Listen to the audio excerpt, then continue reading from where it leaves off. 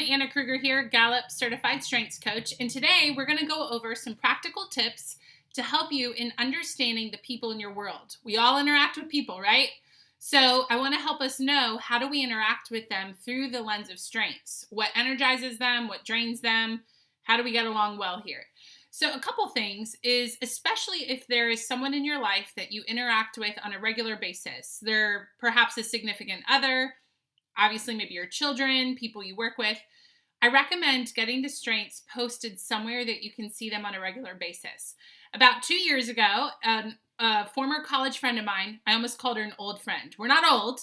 She's a former college friend of mine. She asked if she could move back in with me. She's going back to school for her second career, which is awesome. I've loved having her here. And so on the fridge, we have both of our strengths posted, and it's been really, really helpful because we're wired very differently from each other. And it's helped as we've interacted or we have different things that are important to us.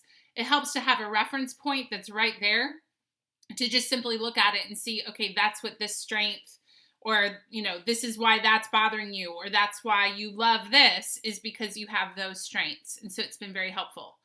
The other thing that I would recommend to help get to know the people in your world, and also it will help them claim their strengths, is as they describe things that they really loved about the day or a time of life that they really enjoyed, ask them, what about that energized you? There could be a lot of things that could be energizing them that would point to their strengths. So for example, maybe someone got to give a speech at work that day or at school, and they came home, were really excited about it. For one person, it might be that they love public speaking. Maybe they have the communication strength or the woo strength. And so there's something about them that they love winning over a crowd and speaking and influencing them. However, the same activity for someone else could be meaningful if they have perhaps the belief strength and they were sharing a value or sharing something that they believe in the spiritual world or something like that. That would really energize someone that has the belief strength or the connectedness strength, wanting to make a ripple impact. So the same event could energize people in different ways.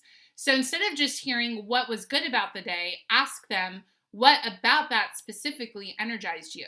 They may or may not use a strength term, yet often they'll be describing something that speaks to their strengths. So it'll help you get to know better, and it'll also help them begin to see, okay, this was my strength playing into this scenario. The other thing you can do on the flip side is, if something was really draining, just ask, what about that was draining to you? And that could potentially point to something that is a strength, right? So if you're high strategic and someone drove home the longest way, that's probably going to get to a high strategic because they want to be fast, they want to be efficient.